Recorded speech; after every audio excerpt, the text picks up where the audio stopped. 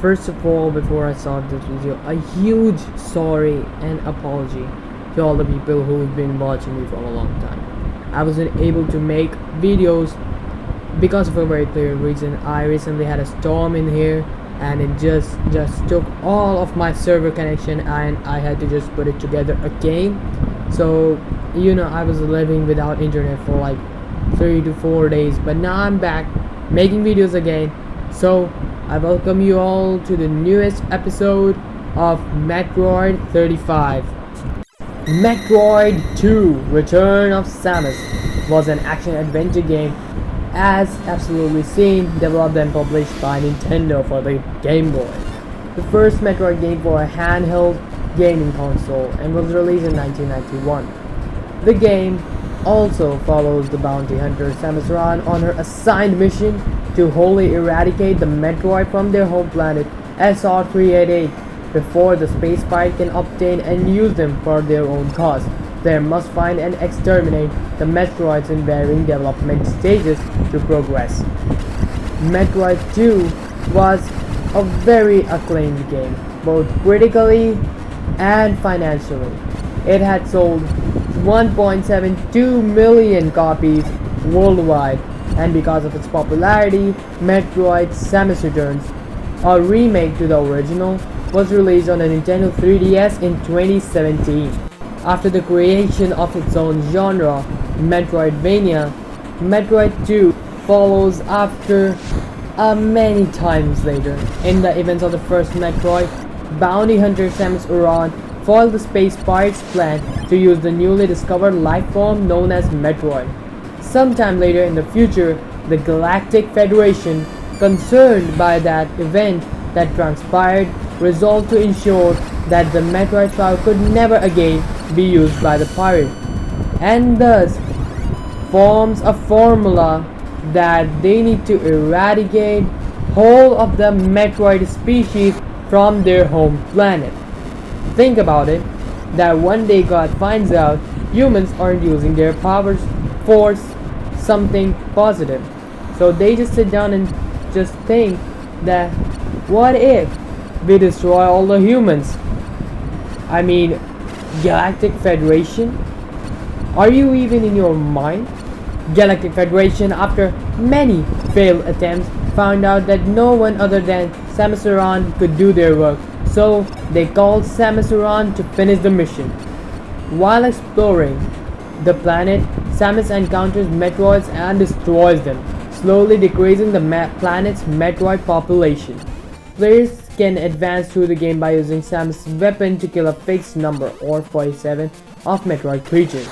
The player is given a detector that displays the number of Metroids remaining in that area. During her mission, she notices that the mutation that each creature exhibits, the Metroid grow from small jellyfish-like creature into a large, hovering lizard-like beast.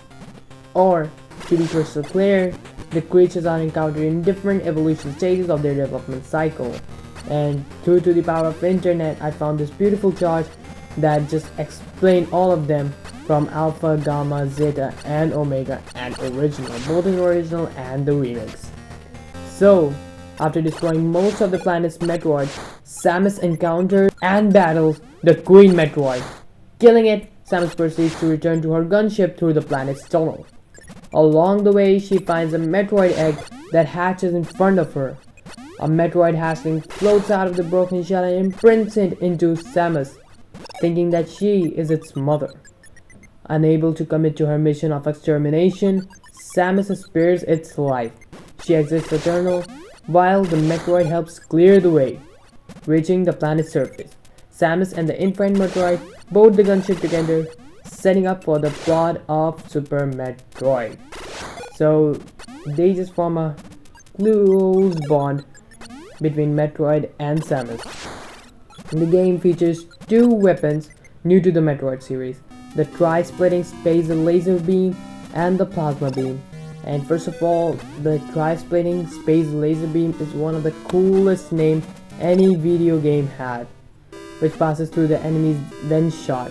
Samus can only equip one beam at one time, however she can switch between them, so you are pretty much okay with that. Metroid 2 features the Space Jump, a new suit enhanced that allows Samus to jump infinitely and access otherwise unreachable area. It also gives access to Spider Ball and Spring Ball. Metroid 2 Return of the Samus was the first game to introduce save modules located around the planet, which allowed the players to have their progress and continue in another session. So there you all have it, guys. That's all the information wrapped in one module of of Metroid 2 Return of Samus. And concerning about Metroid Samus Returns, we will just talk about that later when its turn finally comes. So thank you guys so much for watching today's episode of Metroid 35. Your liking and subscription means a lot, like a whole word to me. And by subscribing, you doesn't only become like a person in my life, you just become a part of my family, a family that's ever growing.